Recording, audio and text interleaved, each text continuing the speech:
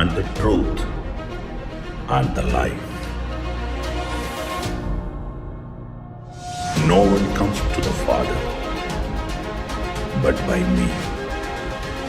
John chapter 14 verse 6. Hallelujah. സന്തോഷത്തോടെ hallelujah. സ്നേഹത്തോടെ hallelujah. സ്നേഹമുള്ളവരെ, നമ്മൾ ആരാധനാക്രമ മത്സരത്തിലാണ്. അതുമായി ബന്ധപ്പെട്ടുകൊണ്ടുള്ള ചില ബോധ്യങ്ങൾ ഈ വർഷം നമുക്ക് പ്രത്യേകമായിട്ട് ശ്രദ്ധയോടെ നമുക്ക് ധ്യാനപൂർവ്വം മനസ്സിലാക്കുകയാണ്. ആരാധനാക്രമ മത്സരത്തിൽ catechism of the Catholic Church, നമുക്കതിനകത്തെ ഒരു ചെറിയ പാഠം പഠിച്ചുകൊണ്ട് നമ്മൾ ഇന്നത്തെ ആരാധന പൂർത്തിയാക്കാം. നമുക്കറിയാം, ലിറ്റോർജി അഥവാ ആരാധനാക്രമം നമ്മുടെ എല്ലാ പ്രാർത്ഥനകളുടെയും കേന്ദ്രമാണ് ആരാധന. ശ്രദ്ധിക്കണം, നമുക്ക് ആരാധനാക്രമം എന്ന് പറയുന്നത് നമ്മുടെ ഭക്താഭ്യാസങ്ങളല്ല. നമുക്ക് ഭക്താഭ്യാസങ്ങളായിട്ട് നൊവേനയുണ്ട്, കൊന്തയുണ്ട്. നമ്മൾ ഭക്താഭ്യാസങ്ങളായിട്ട് വ്യക്തിപരമായി പ്രാർത്ഥിക്കും, നിത്യാരാധന ചാപ്പലിൽ ഇരുന്ന് പ്രാർത്ഥിക്കും, നമുക്ക് വ്യക്തിപരമായിട്ട് തീർത്ഥാടനങ്ങൾ നടത്തും. അതല്ല ആരാധനാക്രമം. ആരാധനാക്രമം എന്ന് പറയുന്നത് നമ്മൾ ദൈവം മുൻപാകെ തിരുസഭയോട് ചേർന്ന് നടത്തുന്നതായ പൊതുവായിട്ടുള്ള പ്രാർത്ഥനകളാണ്. അത് നമ്മുടെ കൂദാശകളാണ്, കൂദാശ കൽപ്പങ്ങളാണ് അഥവാ സാക്രമെൻ്റൽസ്. അതുകൂടാതെ കർത്താവിൻ്റെ മാറാനായ തിരുനാൾ ക്രമങ്ങളാണ്. അതുകൂടാതെ യാമപ്രാർത്ഥനകളാണ്. ഇതാണ് ആരാധനാക്രമം. അതുകൊണ്ട് ഈ ആരാധനാക്രമത്തോട് ചേർന്ന് നിന്ന് ഈ വർഷം നമ്മൾ കൂടുതൽ ആത്മീയമായി വളരുവാനുള്ള തിരുസഭയുടെ തീരുമാനത്തെ നമ്മൾ മാനിച്ചുകൊണ്ട് അതിനെ മനസ്സിലാക്കുന്ന, ഉൾക്കൊള്ളുന്ന ദിവസങ്ങളാക്കി നമുക്കിതിനെ മാറ്റാം. ഹല്ലേലൂയ.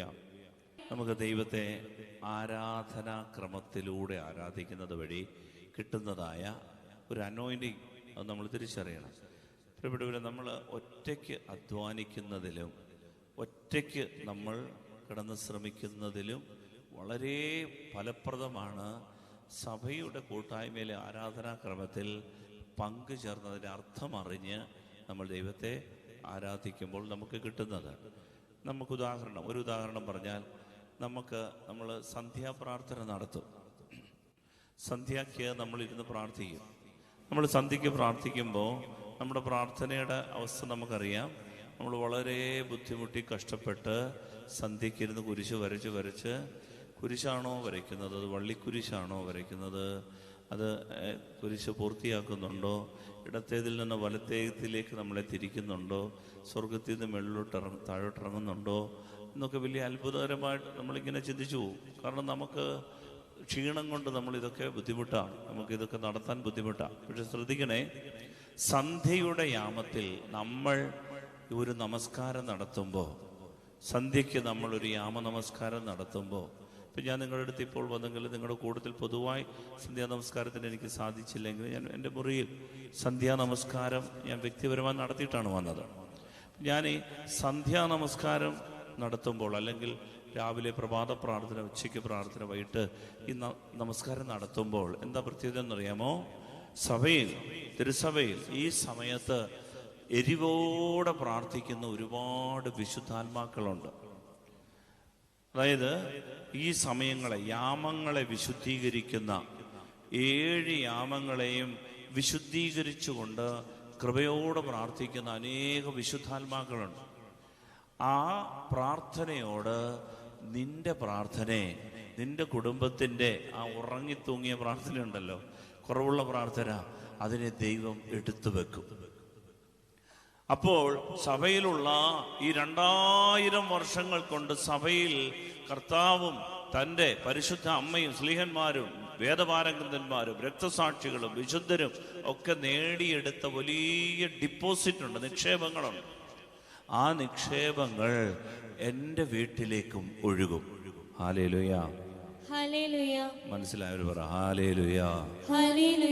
നമ്മൾ ഒറ്റയ്ക്കിരുന്ന് ഒരു കൊന്ത ചൊല്ലി ഒറ്റപ്പെട്ട പ്രാർത്ഥനകളൊക്കെ നടത്തി സംതൃപ്തി അടയുന്നതിലും തുലവും ശക്തിയുള്ളതാണ് നമ്മുടെ ലിറ്റർജി അഥവാ ആരാധനാക്രമ പ്രാർത്ഥനകൾ. ഹല്ലേലൂയ.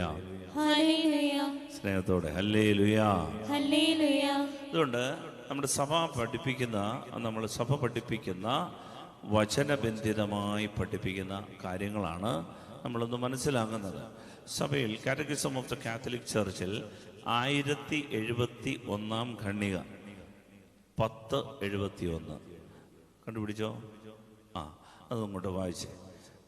നമ്മൾ പുതിയ പുസ്തകം വായിച്ചില്ലാക്കി കൊടുത്തിട്ടുണ്ട്. വായിച്ചോളൂ. ക്രിസ്തുവിന്റെ പ്രവൃത്തി എന്ന നിലയിൽ ആരാധനക്രമം അവിടുത്തെ സഭയുടെയും പ്രവൃത്തിയാണ്. അതായത് ശ്രദ്ധിച്ചു കേൾക്കണം, സഭ പിതാക്കന്മാര് നമ്മളെ പഠിപ്പിക്കുകയാണ് ആരാധനാക്രമത്തെക്കുറിച്ച്. ഇത് മനസ്സിലാക്കുന്നവര്, ഇത് പഠിക്കുന്നവര്, ഇത് യൂട്യൂബിലൊക്കെ ഉണ്ട്. നിങ്ങൾ വീണ്ടും ഇത് കേട്ട് അത് നിങ്ങളൊന്ന് കുറിച്ചൊക്കെ എടുത്ത് ഈ ഒരു വർഷം നമുക്ക് ഈ ആരാധനാക്രമത്തിൽ പടിപടിയായിട്ടൊരു വളർച്ച, ഒരു ബോധ്യങ്ങളും ഉൾക്കാഴ്ചകളും ഒക്കെ ഉണ്ടാകാൻ വേണ്ടിയിട്ട് ദൈവം നമ്മളെ സഹായിക്കും. ആ ഒരു ഖണ്ഡിക ഒന്ന് ശ്രദ്ധിച്ചു കേൾക്കണം. ഇത് ആരാധനാക്രമത്തെക്കുറിച്ച് വായിക്കാം. ക്രിസ്തുവിന്റെ പ്രവൃത്തി എന്ന നിലയിൽ ആരാധനാക്രമം അവിടുത്തെ സഭയുടെയും പ്രവൃത്തിയാണ്. ക്രിസ്തുവിന്റെ പ്രവൃത്തി എന്നാണ് ആരാധനാക്രമത്തെ വിളിക്കുന്നത്. ക്രിസ്തുവിന്റെ പ്രവൃത്തി, അതായത് നമ്മൾ ഇവിടെ നടത്തുന്ന ആരാധനാക്രമം നമ്മുടെ വ്യക്തിപരമായ പ്രാർത്ഥനകളല്ല. അത് വേണം, അത് നല്ലതാണ്. പക്ഷേ നമ്മൾ സഭയോട് ചേർന്ന് നടത്തുന്ന ആരാധനാക്രമം, യാമനമസ്കാരം, കൂദാശകൾ, കൂദാശാകൽപ്പങ്ങൾ, സാക്രമെന്റൽസ് എന്ന് പറഞ്ഞു കഴിഞ്ഞാൽ കൂദാശകൾ എത്രയുണ്ട്? എത്രയുണ്ട്? 7 കൂദാശകൾ എന്ന് പറയുന്നത് നമുക്കറിയാം. മാമോദീസ, മൊറാന അഭിഷേകം, വിശുദ്ധ കുമ്പസാരം, വിശുദ്ധ കുർബാന, രോഗീലേപനം, പട്ടത്വം, വിവാഹം. ഈ 7 കൂദാശകളാണ് നമുക്കുള്ളത്. ഈ കൂദാശകൾ അനുഷ്ഠിക്കുന്ന സമയത്ത്, കൂദാശകളോട് ചേർന്ന് നിൽക്കുന്ന സമയത്ത് നമുക്ക് കിട്ടുന്നൊരു കൃപയുണ്ട്. ഇതുകൂടാതെ കൂദാശ കൽപ്പകങ്ങളുണ്ട് എന്ന് പറഞ്ഞാൽ സാക്രമെന്റൽസ്. ഉദാഹരണത്തിന് വീട് കൂദാശ, മരിച്ചടക്ക് നടത്തുകയാണ്. മരിച്ചടക്ക് അത് കൂദാശയല്ല, പക്ഷേ കൂദാശ കൽപ്പകങ്ങളാണ്. അതായത് സാക്രമെന്റ്സിനോട് ചേർന്ന് സഭ നടത്തുന്ന വിശുദ്ധീകര കർമ്മങ്ങൾ, വെഞ്ചരിപ്പ് കർമ്മങ്ങൾ ധാരാളമുണ്ട്. അതാണ് കൂദാശ കൽപ്പകങ്ങൾ. ഇതുകൂടാതെ യാമനമസ്കാരങ്ങളുണ്ട്. സഭയുടെ പൊതുവായിട്ടുള്ള യാമനമസ്കാരങ്ങൾ, കുടുംബമായിട്ടും സഭയായിട്ടും ചൊല്ലേണ്ട യാമനമസ്കാരങ്ങൾ. 7 യാമങ്ങളിലും പ്രഭാതം മുതൽ അർദ്ധരാത്രി വരെ. ഞാൻ ഒരു ആശ്രമത്തിൽ ചെന്നപ്പോൾ അവർ ചെയ്യുന്നത്, അവരെല്ലാ യാമങ്ങളിലും എന്ന് പറഞ്ഞാൽ രാത്രിയുടെ 4 യാമങ്ങളിലും അവരെന്ത് ചെയ്യും? അവര് ഉണർന്ന് പ്രാർത്ഥിക്കും. അത് വെളുപ്പിന് 3 മണിക്ക്, രാത്രി 12 മണിക്ക്, കിടക്കുന്നതിന് മുൻപ് 9 മണിക്ക് ഒക്കെ ഇങ്ങനെ ഈ 3 യാമങ്ങളിലും പ്രാർത്ഥിക്കും. സന്ധ്യാ നമസ്കാരം നടത്തും, സൂത്താറ പ്രാർത്ഥന നടത്തും. ഇത് കൂടാതെ ഉച്ച നമസ്കാരം നടത്തും. 3 മണിയുടെ നമസ്കാരം രാവിലെ 9 മണിക്ക്, വൈകിട്ട് 3 മണിക്ക്, രാവിലെ പ്രഭാത നമസ്കാരം, 7:30 നമസ്കാരം. അങ്ങനെ ഈ 7 യാമങ്ങളിലും പ്രാർത്ഥിക്കുന്ന ചില ആശ്രമങ്ങളുണ്ട്. ചിലർക്കത് ബുദ്ധിമുട്ടായതുകൊണ്ട് രാവിലെ പ്രഭാത നമസ്കാരം, ഉച്ച നമസ്കാരം, സന്ധ്യാ നമസ്കാരം, രാത്രി നമസ്കാരം, ഇങ്ങനെ 4 യാമങ്ങളിലെങ്കിലും പ്രാർത്ഥിക്കുന്നുണ്ട്. അപ്പൊ ഈ പ്രാർത്ഥനകൾ, ഇപ്പൊ കൂദാശകൽപ്പകങ്ങൾ, യാമനമസ്കാരങ്ങൾ, ഇതുകൂടാതെ നമ്മുടെ കർത്താവിൻ്റെ പെരുന്നാളുകൾ, ക്രിസ്മസിന് നമ്മൾ തിരുപ്പിറവി ആഘോഷിക്കും, യൽദാ ശുശ്രൂഷകൾ, അതുകൂടാതെ ദനഹാ ശുശ്രൂഷകൾ. അത് കഴിഞ്ഞ് നമ്മുടെ കർത്താവിൻ്റെ, പിന്നീട് നമ്മൾ കർത്താവിൻ്റെ പീഡാരഹസ്യങ്ങൾ ധ്യാനിച്ചുകൊണ്ട് പെസഹ കാലത്തെ ആചരിക്കും. ദുഃഖവെള്ളിയാഴ്ച, കർത്താവിൻ്റെ മരണം, കബറടക്കം, തുടർന്ന് കർത്താവിൻ്റെ ഈസ്റ്റർ, കെംദാക്കാലം, അത് കഴിഞ്ഞിട്ട് കർത്താവിൻ്റെ സ്വർഗാരോഹണം, പെന്തക്കോസ്തി. ഇങ്ങനെ നമ്മുടെ കർത്താവിൻ്റെ പെരുന്നാളുകളെല്ലാം ആഘോഷിക്കുക. അത് സഭയുടെ ആരാധനാക്രമമാണ്. അപ്പോൾ ഇതെല്ലാം കൂടെ ചേർന്നതാണ് ആരാധനാക്രമ വത്സരം.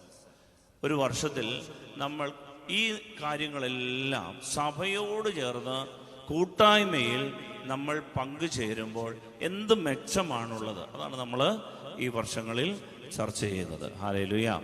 ഹല്ലേലൂയ. ഏറ്റു പറയാം. കർത്താവായ ഈശോയെ, കർത്താവായ ഈശോയെ, അങ്ങയുടെ അങ്ങയുടെ പരിശുദ്ധാത്മാവിനെ പരിശുദ്ധാത്മാവിനെ ഞങ്ങളിലേക്ക് അയക്കണമേ.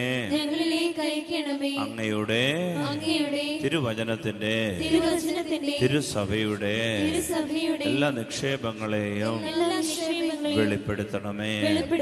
ഹല്ലേലൂയ, ഹല്ലേലൂയ, ഹല്ലേലൂയ. ഹല്ലേലൂയ. അപ്പൊ ഇതിനകത്ത് പിതാക്കന്മാർ നമ്മളെ പഠിപ്പിക്കുകയാണ്. Catechism of the Catholic Church, നമ്മുടെ കത്തോലിക്ക സഭയുടെ മതബോധന ഗ്രന്ഥത്തിൽ 1071 ഖണ്ഡികയിലാണ് നമ്മൾ വായിക്കുന്നത്. ഒന്നുകൂടെ വായിക്കാം. അത് ക്രിസ്തുവിന്റെ പ്രവൃത്തി എന്ന നിലയിൽ ആരാധനാക്രമം അവിടുത്തെ സഭയുടെയും പ്രവൃത്തിയാണ്. അപ്പോൾ ഈ ആരാധനാക്രമത്തിൽ ഞാൻ ഈ പറഞ്ഞ കാര്യങ്ങളെല്ലാം ആരുടെ പ്രവൃത്തിയാണ്? ക്രിസ്തുവിന്റെ പ്രവൃത്തിയാണ്. ആ ക്രിസ്തുവിന്റെ പ്രവൃത്തി എന്ന നിലയിൽ അത് സഭയുടെയും പ്രവൃത്തിയാണ്. കാരണം ക്രിസ്തുവിൻ്റെതാണ് സഭ, സഭയുടെ ശിരസ്സാണ് ക്രിസ്തു. അതുകൊണ്ട് യേശു ക്രിസ്തു ചെയ്ത പ്രവൃത്തികളാണ് ആരാധനാക്രമത്തിൽ നമ്മൾ ധ്യാനിക്കുന്നത്. ഈശോയുടെ പ്രവൃത്തി ഇല്ലാതെ ഒരു കഷണം പോലും നമ്മൾ ആരാധനാക്രമത്തിൽ നടത്താറില്ല. അതുകൊണ്ട് യേശു ക്രിസ്തുവിന്റെ പ്രവൃത്തിയാണ് ആരാധനാക്രമത്തിൽ നമ്മൾ നടത്തുന്നത്. പലതരം വരുത്തി. Hallelujah, hallelujah. നമ്മുടെ ശ്രദ്ധ മാറാൻ വളരെ സാധ്യതയുണ്ട്. കാരണം ഇത് വലിയ ഇൻട്രസ്റ്റ് ഉള്ള വിഷയമല്ല. പക്ഷേ ഇത് മനസ്സിലാക്കാനായിട്ട് ചിലരെ കർത്താവ് ആഗ്രഹിക്കുന്നുണ്ട്. അതുകൊണ്ട് നമ്മൾ ഈ പ്രാർത്ഥന ഒന്ന് ചൊല്ലുന്നത് നല്ലതാണ്. നല്ലൊരു പ്രാർത്ഥനയാണ്. ആബാ പിതാവേ, അങ്ങേ തിരുക്കുമാരന്റെ തിരുച്ചോരയാൽ എന്നെ കഴുകണമേ. അങ്ങേ പരിശുദ്ധാത്മാവിനാൽ നിറയ്ക്കുകയും ചെയ്യണമേ. ചെറിയൊരു പ്രാർത്ഥനയാണ്, ത്രിത്വത്തിന്റെ പ്രാർത്ഥനയാണ്. നമുക്കൊരു നല്ല അഭിഷേകമുള്ളൊരു പ്രാർത്ഥനയാണ്. ഒന്നുകൂടെ പറയാം, പ്രാർത്ഥിക്കാം. അബാ പിതാവേ, അങ്ങേ തിരുക്കുമാരന്റെ തിരുച്ചോരയാൽ എന്നെ കഴുകണമേ. അങ്ങേ പരിശുദ്ധാത്മാവിനാൽ നിറയ്ക്കുകയും ചെയ്യണമേ. ഈ പ്രാർത്ഥന ആവർത്തിച്ച് നമുക്ക് ചൊല്ലാം. അപ്പൊ നമുക്ക് ഇതിനകത്ത് ഇത് യേശു ക്രിസ്തുവിന്റെ പ്രവൃത്തിയാണ് ആരാധനാക്രമം. അതുകൊണ്ട് ഇത് സഭയുടെയും പ്രവൃത്തിയാണ്. അടുത്ത വചനം, അടുത്തത് കേൾക്കും. അത് ദൈവവും മനുഷ്യരും തമ്മിൽ ക്രിസ്തുവിലുള്ള സംസർഗത്തിന്റെ ദൃശ്യമായ അടയാളമെന്ന നിലയിൽ സഭയെ യാഥാർത്ഥ്യമാക്കുകയും അവ വെളിവാക്കുകയും ചെയ്യുന്നു. ഒന്നുകൂടെ വായിച്ച് ശ്രദ്ധിച്ച് കേൾക്കാം. അത് ദൈവവും മനുഷ്യരും തമ്മിൽ ക്രിസ്തുവിലുള്ള സംസർഗത്തിന്റെ ദൃശ്യമായ അടയാളമെന്ന നിലയിൽ സഭയെ യാഥാർത്ഥ്യമാക്കുകയും അവ വെളിവാക്കുകയും ചെയ്യുന്നു. അതായത് ഇത് ദൈവവും മനുഷ്യനും തമ്മിലുള്ള ബന്ധം വെളിപ്പെടുത്തുന്ന ഒരു ശുശ്രൂഷയാണ്. ശ്രദ്ധിക്കണേ, ഈ ആരാധനാക്രമത്തിൽ എന്താണ് സംഭവിക്കുന്നത് അറിയാമോ? ഇതൊരു സംസർഗം നടത്തുകയാണ്. സംസർഗം എന്ന് പറഞ്ഞാൽ ഈ ആരാധനാക്രമത്തിൽ പുരോഹിതൻ എന്ത് ചെയ്യുമെന്നറിയാമോ? കർത്താവിന്റെ പ്രതിനിധിയായി നിന്നിട്ട് ഈ ജനത്തെ മുഴുവനും ഇങ്ങനെ കോരിയെടുത്ത് ചേർത്ത് പിടിച്ച് പിതാവിന് കാഴ്ചവെക്കുന്ന ശുശ്രൂഷയാണ്. നിങ്ങൾ എടുത്തു നോക്കിയോ, ആരാധനാക്രമത്തിലെ എല്ലാ പ്രാർത്ഥനകളിലും ഈ ഒരു ഘടകമുണ്ട്. എന്ത്? ഈ ജനത്തെ മുഴുവനും ഇങ്ങനെ കോരിയെടുത്ത് പിതാവിന് സമർപ്പിക്കുക. അതാണ് ക്രിസ്തു ചെയ്തത്. അതുകൊണ്ടാണ് ഇത് ക്രിസ്തുവിന്റെ പ്രവൃത്തി എന്ന് പറയുന്നത്. ഈശോ ഒറ്റ കാര്യത്തിനാണ് ഭൂമിയിൽ വന്നത്. ലോകത്തെ മുഴുവനും, മാനവരാശി മുഴുവനും കോരിയെടുത്ത് കാൽവരിയുടെ ബലിത്തറയിൽ വെച്ച് പിതാവിന് സമർപ്പിച്ചിട്ട് പറഞ്ഞു, പിതാവേ, പാവങ്ങളാണ് ഇവർ ചെയ്യുന്നത്, എന്തെന്ന് ഇവർ അറിയുന്നില്ല, ഇവരോട് ക്ഷമിക്കണം, സ്വീകരിക്കണം. ദൈവം ആ ബലി സ്വീകരിച്ചു. ഇതാണ് ആരാധനാക്രമത്തിൽ നടക്കുന്നത്. ഇതിന്റെ പേരാണ് ലൈത്തൂർജിയ അഥവാ ലിറ്റോർജി. ലിറ്റർജി എന്ന് പറയുന്നത് ഒരു പൊതുവായ ശുശ്രൂഷയാണ്. ക്രിസ്തു ചെയ്ത പൊതുവായ ശുശ്രൂഷയാണ്. ഈശോ തന്റെ ജീവിതത്തിൽ ചെയ്ത ഏക കാര്യം ഇതാണ്. ആരെയൊക്കെ കണ്ടോ അവരെല്ലാം, മാനവജനതയെ മുഴുവനും അവൻ മനുഷ്യനായിട്ട് കോരിയെടുത്ത് പിതാവിനെ സമർപ്പിച്ചു. പിതാവേ, ഇവരോട് ക്ഷമിക്കണം. ഇതാണ് ആരാധനാക്രമത്തിൽ സംഭവിക്കുന്നത്. ഹല്ലേലൂയ, എന്നിട്ട് പറയാണ്, ഈ ഒരു അനുരഞ്ജനം അഥവാ ഈ ഒരു ബന്ധം, പിതാവും നമ്മളും തമ്മിലുള്ള ബന്ധമാണ് ആരാധനാക്രമത്തിൽ നടക്കുക. അതുകൊണ്ടാണ് ഉദാഹരണത്തിന് ഒരു മാമോദീസ. ഈ കുഞ്ഞിനെ എന്ത് ചെയ്യും? ഈ കുഞ്ഞിനെ എടുത്ത് ഇങ്ങനെ പിതാവേ സ്വീകരിക്കണേ. ഉടനെ പരിശുദ്ധാത്മാവ് മുകളിൽ നിന്നുള്ള ഒരു ഒരു ഒരു ഒരു നീരൊഴുക്കായി കുഞ്ഞിൽ വീഴുകയാണ്. ആ കുഞ്ഞിനെ കയ്യിൽ ഇങ്ങനെ അതിന് ആ വെള്ളമൊക്കെ ഇങ്ങോട്ട് ഒഴിച്ചു കഴിഞ്ഞിട്ട് ആദ്യമേ കയ്യിലേക്ക് തലത്തൊട്ടപ്പൻ്റെ കയ്യിലേക്ക്, തലത്തൊട്ടമ്മയുടെ കയ്യിലേക്ക് കൊടുത്തിട്ട് പാടുന്ന പ്രാർത്ഥനയാണ്, പാടുന്ന പാട്ടാണ് പാവനയാം സഭയെ ചിറകിൽ ഈ കുഞ്ഞാടിനെയേറ്റാലും മാമോദീസായിൽ നിന്നും ജന്മമിതിൻ ലീഗീറുഹ. കാണാപ്പടം പഠിച്ചു വെച്ചേ. മാമോദീസായിൽ കർത്താവേ നിർമ്മലമായ കുഞ്ഞാടിനെ ഇതാ സഭ സ്വീകരിക്കുന്നു. ഇവിടെ ഒരു പിതാവിനെ സമർപ്പിച്ചു. പിതാവ് അതിനെ വെണ്മയാക്കി സഭയെ ഏൽപ്പിക്കുകയാണ്. ഈ കുഞ്ഞിനെ പള്ളിയിൽ വളർത്താൻ സ്ഥലമില്ലാത്തതുകൊണ്ട് പിന്നെ മാതാപിതാക്കളുടെ കൈ തന്നു വിടുന്നേ ഉള്ളൂ എന്ന് പറഞ്ഞാൽ അതിൻ്റെ അർത്ഥം എന്താണ്? ഇതിനെ തിരിച്ചേൽപ്പിക്കണം. ദൈവത്തിൻ്റെ കുഞ്ഞാ, സഭയുടെ കുഞ്ഞാ. ഇതാണ് ഓരോ കൂദാശകളിലും നടക്കുന്നത്. ഏത് കൂദാശയിലും, ഉദാഹരണത്തിന് നമ്മൾ കുമ്പസാരം, വിശുദ്ധ കുമ്പസാരത്തിൽ എല്ലാ പാപവും ചുമന്നുകൊണ്ട് ആ കരുണയുടെ കുമ്പസാരക്കൂട്ടിൽ ചെന്ന് മുട്ടുകുത്തി കഴിയുമ്പോൾ നമ്മുടെ പാപങ്ങളെല്ലാം ദൈവം ഏറ്റെടുത്തു. പാപമില്ലാത്തവൻ നമുക്ക് വേണ്ടി പാപമായി മാറി നമ്മുടെ എല്ലാ പാപങ്ങളും ഏറ്റെടുത്തപ്പോൾ നമ്മൾ ചിറകില്ലാത്ത മാലാഖ കണക്കെ കുമ്പസാരക്കൂട്ടിൽ നിന്ന് പറന്നു എല്ലാം കൊണ്ട് അവിടെ ഇട്ടു. ഇപ്പോ ദൈവം ആ പാപം ഏറ്റെടുത്തു. അതുകൊണ്ടാണ് സീനായിൽ ഇറങ്ങി വന്ന അഗ്നി നമ്മളെയല്ല കത്തിച്ചു കളയുന്നത്, നമ്മുടെ പാപത്തെ കത്തിച്ചു കളയും, നമ്മളെ സ്വതന്ത്രരാക്കി. ഇതാണ് എല്ലാ കൂദാശകളിലും നടക്കുന്നത്.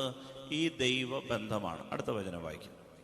അത് വിശ്വാസികളെ സമൂഹത്തിന്റെ നവജീവിതത്തിലേക്ക് ആഗിരണം ചെയ്യുന്നു. ആഗിരണം ചെയ്യുന്നു എന്നൊരു വാക്കാ ഉപയോഗിക്കുന്നത്. വിശ്വാസികളെ അതുവഴിയായിട്ടൊരു പുതിയ ജീവിതത്തിലേക്ക്.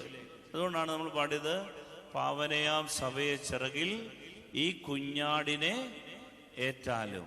പിന്നെ പഠിക്കേ മാമോദീസായിൽ നിന്നും ജന്മമിതിൻ ലീഗീറുഹ.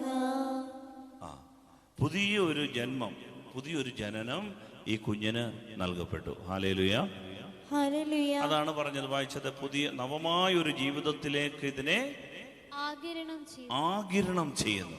പ്രിയപ്പെട്ടവരെ, ആരാധനാക്രമത്തിൽ ഒരു യാമനമസ്കാരത്തിൽ നമുക്കൊരു പുതു ചൈതന്യം ദൈവം തരും, സഭയിലൂടെ തരും. നമ്മൾ ഈ ആരാധനാക്രമം നടത്തുമ്പോൾ, ഒരു പെരുന്നാൾ ശുശ്രൂഷ നടത്തുമ്പോൾ സഭ നമുക്ക് നൽകുന്നതാണ് ഒരു പുതുജീവൻ, ഒരു പുതിയ ചൈതന്യം. അതുകൊണ്ടാണ് ഞായറാഴ്ച വിശുദ്ധ കുർബാനയിൽ സംബന്ധിച്ചിട്ട് നമുക്ക് ആ കുർബാനയിൽ നിന്ന് ഒരു നവജീവൻ, ഈശോ നമ്മുടെ ഹൃദയത്തിലേക്ക് വന്ന് നമ്മളുമായിട്ടൊന്നായി ഒരു പുതിയ ഉണർവ്, ഒരു പുതിയ ജീവൻ നമുക്ക് തരും. ഇതിനാണ് വിശുദ്ധ കുർബാന, ഇതിനാണ് കൂദാശകൾ. ഈ നവജീവൻ നമുക്ക് കിട്ടുന്നില്ലെങ്കിൽ അതിൻ്റെ അർത്ഥം എന്താണ്?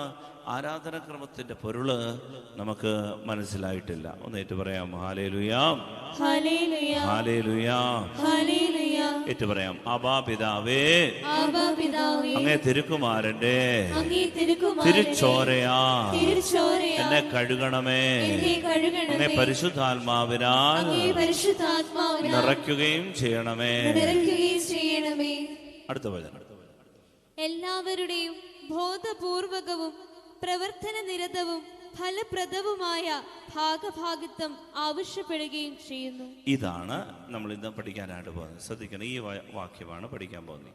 ആരാധനാക്രമം യൂസ്ഫുൾ ആകണമെങ്കിൽ, നമ്മൾ ആരാധനാക്രമത്തിൽ ബോറടിക്കാതെ, പല വിചാരമില്ലാതെ ഈ കുർബാനയിലും കൂദാശകളിലും ശുശ്രൂഷകളിലൊക്കെ സംബന്ധിക്കണമെങ്കിൽ മക്കളെ ഈ 3 കാര്യങ്ങൾ മനസ്സിലാക്കണം. ഉറക്കെ ഒന്നുകൂടെ വായിച്ച ആ വചനം. എല്ലാവരുടെയും ബോധപൂർവകവും പ്രവർത്തന നിരതവും ഫലപ്രദവുമായ ഭാഗഭാഗിത്വം ആവശ്യപ്പെടുന്നു. എല്ലാവരും ഈ ആരാധനയിൽ സംബന്ധിക്കുന്നവർ 3 കാര്യങ്ങൾ ശ്രദ്ധിക്കണം. ഒന്ന്, ബോധപൂർവമായ ഒരു പാർട്ടിസിപ്പേഷൻ. ബോധം എന്ന് പറഞ്ഞാൽ തലച്ചോറ് കൊണ്ട് അടുക്കള വെച്ചിട്ട് വരരുത്. നമ്മൾ ബോധപൂർവ്വം ഇവിടെ നിൽക്കണം, പല വിചാരത്തോടെ നിൽക്കരുത്. ഇതാണ് ആരാധനാക്രമം ഫ്രൂട്ട്ഫുൾ ആകാൻ നമ്മളോട് പിതാക്കന്മാർ പറയുന്നത്. ഈ ആരാധനാക്രമം വളരെ കോൺഷ്യസ് ആയിട്ട് നമ്മൾ നടത്താൻ വേണ്ടി ദൈവം അത് ആഗ്രഹിക്കുന്നുണ്ട്. നമുക്ക് ഹെബ്രായർക്കുള്ള ലേഖനം, ബൈബിളിലെ ഹെബ്രായർക്കുള്ള ലേഖനം 12-ാം അധ്യായത്തിൻ്റെ 28-ാം വാക്യം ഒന്ന് വായിക്കാം. ഹെബ്രായർ 12:28. സുസ്ഥിരമായ ഒരു രാജ്യം ലഭിച്ചതിൽ നമുക്ക് നന്ദിയുള്ളവരായിരിക്കാം. അങ്ങനെ ദൈവത്തിന് സ്വീകാര്യമായ ആരാധനാ ഭയഭക്തിയാദരങ്ങളോടെ സമർപ്പിക്കാം. അങ്ങനെ ദൈവത്തിന് സ്വീകാര്യമായ ആരാധന ഭയഭക്തി ആദരങ്ങളോടെ സമർപ്പിക്കാം. ദൈവത്തിന് സ്വീകാര്യമായ ആരാധന എങ്ങനെ അർപ്പിക്കാം? എങ്ങനെ പറയുന്ന അലനെ? പാർക്കുമോർ ഭയഭക്തിയോടെ നാം സൂക്ഷിക്കണം. പാർക്കുമോർ ഭയഭക്തിയോടെ നാം സൂക്ഷിക്കണം എന്ന് പറഞ്ഞാൽ ഈ കുർബാനയ്ക്കിടയ്ക്കെല്ലാം നമ്മൾ പറയുന്നൊരു കാര്യമാണ് സൂക്ഷിക്കണം. ബാർക്കുമോർ എന്ന് പറഞ്ഞാലും അതിൻ്റെ അർത്ഥം ശ്രദ്ധിക്കുക എന്നാണ്. ശ്രദ്ധ. കൂടെ ബൈബിൾ വചനത്തിൽ പറയുന്നത് ഈ കോൺഷ്യസ് ആയിട്ട് വേണം ആരാധനയിൽ പങ്കെടുക്കാൻ. കോൺഷ്യസ് ആയിരിക്കും. നമുക്കൊരു പല വിചാരത്തിന് സാധ്യതയേറെ. കാരണം പല തിരക്കുകൾക്കിടയിൽ നിന്നാണ് വന്നത്. പല വിഷയങ്ങളാണ് വീട്ടിൽ. തല മുഴുവനും ഇങ്ങനെ കറങ്ങിക്കൊണ്ടിരിക്കുകയാണ് പല വിചാരം. അതിൻ്റെ ഇടയ്ക്ക് ഇവിടെയൊക്കെ വന്ന് ഇങ്ങനെ ഇച്ചിരി നേരം ഒന്ന് ഇരിക്കുന്നത് തന്നെ അഥവാ ശ്രദ്ധിക്കാൻ തുടങ്ങിയാൽ ഉറങ്ങാനും സാധ്യതയുണ്ട്. അവിടെയാണ് ആരാധനക്രമം നമുക്ക് ഒരിക്കലും ഒരു ഇൻട്രസ്റ്റ് കാണിക്കാതെ പോകുന്നത്. അതുകൊണ്ടാണ് പിതാക്കന്മാർ പറഞ്ഞത് ഈ ആരാധനാ ശുശ്രൂഷ സംബന്ധിക്കണമെങ്കിൽ ഒന്നാമത്തെ കാര്യം കോൺഷ്യസ് ആയിട്ട് ബോധപൂർവമായൊരു പാർട്ടിസിപ്പേഷൻ വേണം. അതാണ് ഹെബ്രായർ 12:28 പറഞ്ഞത്, സുസ്ഥിരമായ ഒരു രാജ്യം ലഭിച്ചതിൽ നമുക്ക് നന്ദിയുള്ളവരായിരിക്കാം. അങ്ങനെ ദൈവത്തിന് സ്വീകാര്യമായ ആരാധന എങ്ങനെ അർപ്പിക്കാം? ഭയഭക്തിയോടെ സമർപ്പിക്കാം. ഭയഭക്തിയോടെ. വീണ്ടും സഭാപ്രസംഗന്റെ പുസ്തകത്തിൽ ഒരു വാക്യം കൂടെ കാണാം. സഭാപ്രസംഗന്റെ പുസ്തകം 5-ാം അധ്യായത്തിന്റെ 1-ാം വാക്യം. സഭാപ്രസംഗകൻ 5-ന്റെ-1-ാം വാക്യത്തിൽ പറയുകയാണ് എങ്ങനെയാണ് ദേവാലയത്തിൽ പോകേണ്ടത്, എങ്ങനെയാണ് ആരാധനയിൽ സംബന്ധിക്കേണ്ടത്. വായിക്കാമോ? ദേവാലയത്തിലേക്ക് പോകുമ്പോൾ സൂക്ഷ്മതയുള്ളവനായിരിക്കുക. എന്താ ഉള്ളവനായിരിക്കണം? സൂക്ഷ്മതയുള്ളവനായിരിക്കും. പ്രിയപ്പെട്ടവരെ, നമ്മള് ചന്തയ്ക്ക് പോകാറുണ്ട്, മാർക്കറ്റിൽ പോകാറുണ്ട്, മാളിൽ പോകാറുണ്ട്, ഉറപ്പിന് പോകാറുണ്ട്, സ്കൂളിൽ പോകാറുണ്ട്. പക്ഷേ അവിടെയൊക്കെ നമ്മൾ ശ്രദ്ധയും സൂക്ഷ്മതയൊക്കെ ഉണ്ട്. പക്ഷെ ബൈബിൾ പറയുന്നത് എന്താണ്? ദേവാലയത്തിൽ പോകുമ്പോൾ വെറുതെ ഉഴപ്പി അടിച്ചു പോകരുത്, എപ്പോഴേലും കയറി വരരുത്, എപ്പോഴേലും പോയി എന്തേലും കണ്ടേച്ചു പോകുകയല്ല. മറിച്ച് സൂക്ഷ്മതയുള്ളവനായിരിക്കും. ദൈവവചനം പാലിക്കുന്ന കുഞ്ഞാണോ ദൈവം അനുഗ്രഹിക്കും. ദൈവം അനുഗ്രഹിക്കുന്ന ആരെയാ? തൻ്റെ വചനം അനുസരിക്കുന്നവരെ. ഈശോ പറഞ്ഞു, ആരാണ് എന്നെ സ്നേഹിക്കുക? എൻ്റെ വചനം അനുസരിക്കുന്നവരാണ് എന്നെ സ്നേഹിക്കുക. എന്നിട്ട് പറയാണ്, ദേവാലയത്തിലേക്ക് പോകുമ്പോൾ സൂക്ഷ്മതയുള്ളവനായിരിക്കുക. ശ്രദ്ധിച്ചു കേൾക്കാൻ അടുത്തു ചെല്ലുന്നതാണ് വിഡ്ഢിയുടെ ബലിയർപ്പണത്തെക്കാൾ ഉത്തമം. ശ്രദ്ധിച്ച് കേൾക്കാൻ അടുത്തു ചെല്ലുന്നതാണ് വിഡ്ഢിയുടെ ബലിയർപ്പണത്തെക്കാൾ ഉത്തമം. അപ്പൊ വിഡ്ഢികളും ബലിയർപ്പിക്കുന്നുണ്ട്. ബൈബിൾ പറയുന്നു വിഡ്ഢികളും ബലിയർപ്പിക്കുന്നു. ആരാണ് വിഡ്ഢികൾ? ബൈബിൾ പറയാണ് ഈ അടുത്ത് നിൽക്കാതെ അങ്ങ് ദൂരെ മോണ്ടളത്തിൽ നിൽക്കുന്നവരെയാണ്. ആര് പറയുന്നത്? ഞാനല്ല, ബൈബിൾ പറയുന്നത്. എന്നോട് പിണങ്ങല്ല. അതായത് അടുത്ത് ചെന്ന് ശ്രദ്ധിക്കണം എന്നാണ് ബൈബിൾ പറയുന്നത്. ആരാധനയിൽ നമ്മൾ ദേവാലയത്തിൽ ബലിപീഠത്തോട് അടുത്ത് ഒരു ചേട്ടായി വന്നിട്ട് ഇങ്ങനെ, നീളമുള്ളൊരു ചേട്ടായിയാണ് വന്നിട്ട് ഇങ്ങനെ ഫ്രണ്ടിൽ വന്നിട്ട് വിശുദ്ധ കുർബാന, കുഞ്ഞു പള്ളിയാണ്, വന്ന് ഇങ്ങനെ നിന്ന് കുർബാനാണ്. അപ്പം ഞാൻ പറഞ്ഞു, ചേട്ടൻ ഇച്ചിരി നീളമുള്ളത് കൊണ്ട് പുറകെ പോകാൻ ഞാൻ പറയുന്നില്ല, സൈഡിൽ നിൽക്കണേ, സൈഡിൽ. അപ്പോൾ ഞാൻ പറഞ്ഞത് കേട്ടിട്ട് അദ്ദേഹം അടുത്ത കുർബാനയ്ക്ക് വന്നപ്പോൾ ഇങ്ങനെ വന്നിട്ട് ഇങ്ങനെ ക്വസ്റ്റ്യൻ മാർക്ക് പോലെ വന്ന് നിന്ന് കുർബാന കാണുന്നതുണ്ട്. അപ്പം ഞാൻ ചോദിച്ചു, ബുദ്ധിമുട്ടായില്ലേ? അദ്ദേഹം പറഞ്ഞു, അച്ഛാ ബുദ്ധിമുട്ടായി, എന്നാലും അച്ഛാ എനിക്കങ്ങ് ദൂരെ അച്ഛൻ എന്നെ പറഞ്ഞു വിട്ടില്ലല്ലോ. എൻ്റെ കർത്താവിൻ്റെ മരണക്കിടക്കയല്ല അച്ഛാ ഈ ബലിപീഠം. എൻ്റെ കർത്താവിൻ്റെ ഈ കട്ടിലിൻ്റെ അടുത്ത് നിന്ന് ഈ ശുശ്രൂഷ കാണാൻ അച്ഛാ എനിക്ക് ആഗ്രഹം. പ്രിയപ്പെട്ടവരെ, ദേവാലയത്തിൽ വന്നാൽ സൂക്ഷ്മതയുള്ളവനായിരിക്കണമെന്നും ശ്രദ്ധിച്ച് കേൾക്കാൻ അടുത്ത് ചെല്ലുന്നതാണ് വിഡ്ഢിയുടെ ബലിയർപ്പണത്തെക്കാൾ ഉത്തമമെന്നും ബൈബിൾ നമ്മളെ പഠിപ്പിക്കുകയാണ്. അടുത്ത് നിൽക്കണം. ഇതാണ് യഥാർത്ഥത്തിൽ കോൺഷ്യസ് ആകുക എന്ന് പറയുന്നതിൻ്റെ കാര്യം. എന്ന് പറഞ്ഞാൽ ബോധത്തോടെ, ശ്രദ്ധയോടെ ഇവിടെ നടക്കുന്ന കാര്യങ്ങളെ ഗ്രഹിക്കാൻ തക്കവണ്ണം ഒരു ഹൃദയം തുറന്ന്, ബുദ്ധി തുറന്ന് ആരാധനയിൽ സംബന്ധിക്കുക. വെറുതെ ഹല്ലേലൂയ ഹല്ലേലൂയ ഹല്ലേലൂയ.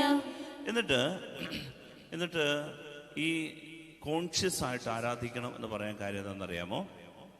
അതിൻ്റെ കാര്യം ഈ കാറ്റക്കിസം ഓഫ് ദ കാത്തലിക് ചർച്ചിലെ, ശ്രദ്ധിക്കണേ, അതിൻ്റെ 1075 ഖണ്ഡിക കൂടെ ഒന്ന് വായിക്കുക. ആദ്യത്തെ ഖണ്ഡിക മാത്രം, ആദ്യത്തെ ഒരു സെന്റൻസ് മാത്രം വായിച്ചാൽ മതി. ആരാധനക്രമ മതബോധനത്തിന്റെ ഉദ്ദേശ്യം ക്രിസ്തുവിന്റെ രഹസ്യത്തിലേക്ക് ആളുകളെ പ്രവേശിപ്പിക്കുക എന്നതാണ്. അതായത് ആരാധനാക്രമത്തിന്റെ ഉദ്ദേശം, ആരാധനാക്രമം. എന്തിനാണ് ഈ ആരാധനാക്രമം? എല്ലാവരും പ്രാർത്ഥിക്കുന്നത് പോലെ, ചില സമുദായങ്ങളൊക്കെ പ്രാർത്ഥിക്കുന്നത് പോലെ വന്ന് ഒരു ഹാളിനകത്ത് വെള്ളത്തുണിയൊക്കെ വിരിച്ചൊരു മേശയൊക്കെ ഉണ്ട്, അവിടെ നിന്നിട്ട് ഒരാൾ അങ്ങോട്ട് പ്രസംഗിക്കുന്നു, അടുത്ത ആൾ ഹല്ലേലൂയ പറഞ്ഞ് കുറച്ചാൾ പ്രൈസ് ആൻഡ് വർഷിപ്പ് നടത്തുന്നു, പിന്നെ അടുത്ത ആൾ വന്ന് പ്രസംഗിക്കുന്നു, പിന്നെ ഒരു പാട്ട് പാടുന്നു, പിന്നെ ഒരു ഡ്രം അടിക്കുന്നു. ഇതൊക്കെ പോരെ? അതും ആരാധനയല്ലേ സ്നേഹമുള്ളവരെ? എന്നാൽ സഭ നമുക്ക് നൽകുന്ന ഈ കൂദാശകളും കൂദാശാകൽപ്പകങ്ങളും യാമനമസ്കാരങ്ങളും ഈ തിരുനാൾ ക്രമങ്ങളുമൊക്കെ നമുക്ക് ദൈവം തന്നിരിക്കുന്നതിനാണെന്നറിയാമോ? ഒന്ന് വായിച്ചേ. ആരാധനക്രമ മതബോധനത്തിന്റെ ഉദ്ദേശം, ആരാധനാക്രമ മതബോധനത്തിന്റെ ഉദ്ദേശം എന്ന് പറഞ്ഞാൽ, ഞാനിപ്പോൾ പഠിപ്പിക്കുന്നതിൻ്റെ ഉദ്ദേശം എന്തിനാണ് ഈ ആരാധനാക്രമം എന്ന് നിങ്ങളോട് പറഞ്ഞു തരുന്നതിന്റെ ലക്ഷ്യം, ഉദ്ദേശം എന്താണെന്നറിയാമോ? ക്രിസ്തുവിന്റെ രഹസ്യത്തിലേക്ക് ആളുകളെ പ്രവേശിപ്പിക്കുക എന്നതാണ്. ക്രിസ്തുവിന്റെ രഹസ്യങ്ങളിലേക്ക് ആളുകളെ പ്രവേശിപ്പിക്കുക, ഇതാണ് ഇതിന്റെ ഉദ്ദേശം. ഇതാണ് കോൺഷ്യസ് ആയിട്ടുള്ള ആരാധന, സചേതനമായ ആരാധന എന്ന് പറയുന്നത്. ആരാധനാക്രമം എന്ന് പറയുന്നത്, ശ്രദ്ധിക്കുന്ന ആരാധനാക്രമം എന്ന് പറയുന്നത്, ശ്രദ്ധിക്കണേ പ്രിയപ്പെട്ടവരെ, നമ്മൾ ഈ ആരാധനാക്രമത്തിൽ സംബന്ധിക്കുമ്പോൾ, ഈ ശുശ്രൂഷകളിൽ സംബന്ധിക്കുമ്പോൾ നമ്മൾ വെറുതെ ഒരു കാഴ്ച കണ്ടിട്ട് പോവുകയല്ല. ഓരോ ആരാധനാക്രമത്തിനും, ഓരോ കൂദാശയ്ക്കും ക്രിസ്തുവിൻ്റെ രഹസ്യങ്ങളിലേക്കുള്ള പ്രവേശനമുണ്ട്. നമ്മൾ ഇതിലേക്ക് പ്രവേശിക്കുന്നില്ലെങ്കിൽ നമുക്ക് ഇതൊരിക്കലും ബോധപൂർവമുള്ള ആരാധനയാകത്തില്ല. നമ്മൾ വന്നൊരു കാഴ്ചക്കാരനായിട്ട് നിന്നിട്ട് ഒന്നും മനസ്സിലാകത്തില്ല, ഒരു കൃപയും കിട്ടുകയില്ല. അതുകൊണ്ട് ചില ആളുകൾ വിശുദ്ധ കുർബാനയ്ക്ക് വരും, കുർബാന സ്വീകരിക്കുകയില്ല, കുമ്പസാരിക്കുകയില്ല, ചുമ്മാ ഒന്നൊരു ചടങ്ങ് കൂടിയിട്ട് പോകും. ഒരു കാര്യമില്ല, ഫലപ്രദമാകുകയില്ല. സ്നേഹമുള്ളവരെ, ഈ സമ്പൂർണമായ ഒരു കൃപ നമുക്ക് കിട്ടണമെന്നുണ്ടെങ്കിൽ ശ്രദ്ധിക്കണേ, ഈ ആരാധനാക്രമത്തിൽ ക്രിസ്തുവിന്റെ രഹസ്യങ്ങളിലേക്ക് നമ്മൾ പ്രവേശിക്കണം. അതാണ് ബോധത്തോടെയുള്ള ആരാധന, അവബോധത്തോടെയുള്ള ആരാധന. എന്തിനെക്കുറിച്ച് അവബോധം വേണ്ടത്? ഈ നടക്കുന്നതിനകത്തൊക്കെ രഹസ്യങ്ങളുണ്ട് എന്നുള്ള അവബോധം നമുക്കുണ്ടാകണം. ഹല്ലേലൂയ ഹല്ലേലൂയ ഹല്ലേലൂയ. ഞാൻ എന്നാ ഒരു കാര്യം പറയാം. ഉദാഹരണത്തിന് വിശുദ്ധ കുർബാന എന്ന ശുശ്രൂഷ, അതിനകത്ത് അപ്പവും വീഞ്ഞും കയ്യിലെടുത്തിട്ട്, ശ്രദ്ധിക്കണേ, അപ്പം കയ്യിലെടുത്തിട്ട് ഇങ്ങനെ അച്ഛൻ പറയും, ഇത് എൻ്റെ ശരീരമാണ്. വീഞ്ഞ് കയ്യിലെടുത്തിട്ട് പറയും, ഇതെൻ്റെ രക്തമാണ്. എന്താ അതിൻ്റെ അർത്ഥം? ഇതിൻ്റെ രഹസ്യം, ഇതെൻ്റെ ശരീരമെന്ന് പറഞ്ഞു കഴിഞ്ഞാൽ ഈ അസ്ഥിയിൽ തൂങ്ങിക്കിടക്കുന്ന ഒരു തുണ്ട് മാംസത്തിൻ്റെ കാര്യമാണോ? ഈ നമ്മുടെ ശരീരത്തിലെ ഈ കാണുന്ന പുറത്ത് കാണുന്ന ഈ മാംസത്തിന്റെ കാര്യമാണോ ഈ ശരീരം എന്ന് പറഞ്ഞാ? അല്ല അല്ല, ഇതെന്റെ ശരീരമാണെന്ന് ഈശോ പറഞ്ഞ രഹസ്യം എന്താണെന്ന് അറിയാമോ? ഇത് എൻ്റെ ആളത്തമാണ്. ആളത്തം എന്ന് പറഞ്ഞാൽ എൻ്റെ പേഴ്സണാണ്. ഇത് ക്രിസ്തുവാണ്. ഒരു തുണ്ട് അപ്പത്തിൽ, ഇതാണ് ഈ രഹസ്യം, ഈ അപ്പത്തിൽ എൻ്റെ ദൈവമാണ്. ഈ ഒരു കാഴ്ച തുറന്നു കിട്ടാത്തിടത്തോളം കാലം നമ്മൾ ഈ കുർബാന സ്വീകരിച്ചിട്ട് നമുക്ക് ഒരിക്കലും ഒരു അനുഭവം ആവുകയില്ല. ഇതെന്റെ രക്തമാണെന്ന് പറയുമ്പോ ഇത് ഏതാണ്ട് ചോരത്തുള്ളികൾ, ചുവന്ന ചോരത്തുള്ളികൾ അല്ല. ഈ അപ്പം വീഞ്ഞ് എന്ന് പറയുമ്പോൾ ഈ ബലിപീഠത്തിൽ, ഈ മേശയിൽ എടുത്തു വച്ചിരിക്കുന്ന പ്രിയപ്പെട്ടവരെ, ഒരു തുണ്ടപ്പം അല്ലെങ്കിൽ ഒരു തിരുവീഞ്ഞ് അതല്ല, മറിച്ച് ഇതെൻ്റെ ഈശോയാണ്, അവൻ്റെ ജീവനാണ്, അവൻ്റെ ആളത്വമാണ്, അവൻ്റെ സാന്നിധ്യമാണ്. ഇതാണ് രഹസ്യം, കുർബാനയുടെ രഹസ്യം. ഇത് കാണാൻ കണ്ണു തുറന്ന് കിട്ടുമ്പോഴാണ് നമ്മൾ കോൺഷ്യസ് ആകുന്നത്, അവബോധമുള്ളവരാകും. ആരാധനാക്രമത്തിൽ നമുക്ക് ബോധത്തോടെ ആരാധിക്കാൻ പറ്റുക. ഉദാഹരണത്തിന് ഈ മേശ, ഇവിടെ ഒരു കല്ല് കെട്ടിയ ഒരു അൾത്താര കണക്കെ കെട്ടിവെച്ചിരിക്കുന്നു. ഇത് എൻ്റെ കർത്താവിൻ്റെ കാൽവരി കുരിശാണ്. ഈ കാൽവരി ബലിത്തറയിലെ ബലിപീഠമാണിത്. ഇത് കർത്താവിൻ്റെ മേശയാണ്. ഈ തിരുവത്താഴം മുറിക്കപ്പെട്ടത് ഈ മേശയിൽ വെച്ചാണ്. 2000 വർഷങ്ങൾക്ക് മുൻപ് അവൻ പെസഹ അപ്പം മുറിച്ചത് ഇതേ മേശയിലാണ് എന്ന് കാണാൻ കണ്ണു തുറക്കുമ്പോഴാണ് എൻ്റെ പ്രിയപ്പെട്ടവരെ നമ്മൾ ബോധത്തോടെ ഈ ആരാധനയിൽ സംബന്ധിക്കുക. അതുകൊണ്ടാണ് ഈ രഹസ്യങ്ങളിലേക്ക് പ്രവേശിക്കുക. ഇതാണ് മിസ്റ്റഗോഗി എന്ന് പറയുന്നത്. മിസ്റ്റഗോഗി, രഹസ്യങ്ങളിലേക്ക് പ്രവേശിക്കണം. അതുകൊണ്ടാണ് ആരാധന ബോധപൂർവമാകുക. വീണ്ടും നമുക്ക് ഒരു ഉദാഹരണം എടുത്തു കഴിഞ്ഞാൽ, വിശുദ്ധ കുർബാന ഞാൻ നിങ്ങളോട് പറഞ്ഞതാണെങ്കിലും ഒരിക്കൽ കൂടെ ഒന്നുകൂടെ ഓർമ്മിപ്പിക്കുകയാണ്. വിശുദ്ധ കുർബാന നമ്മൾ അർപ്പിക്കുമ്പോൾ നമ്മുടെ ശ്രദ്ധ മുഴുവനും ഈ കാൽവരി കുരിശിലെ മരണമാണ് കാണുക. കുരിശിൽ തൂങ്ങിക്കിടക്കുന്ന ഈശോയുടെ ഒരു വശത്ത് മാതാവ്, മറുവശത്ത് യോഹന്നാൻ ശ്ലീഹ. ഇത് കാണുമ്പോൾ നമുക്ക് എന്താ മനസ്സിലാകുന്നത്? ഇത് കാണുമ്പോൾ നമ്മൾ മനസ്സിലാക്കുന്നത് ഈശോ മരിച്ചു. ഈശോ മരിച്ചു, കുരിശിൽ പിടഞ്ഞ് മരിച്ചു. പക്ഷേ യഥാർത്ഥത്തിൽ അതല്ല ഈശോയുടെ കുരിശുമരണത്തെക്കുറിച്ചുള്ള യോഹന്നാന്റെ കാഴ്ച. കുരിശിന്റെ ചുവട്ടിൽ നിന്ന് യോഹന്നാൻ കണ്ട കാഴ്ച എങ്ങനെയാണെന്ന് അറിയാമോ?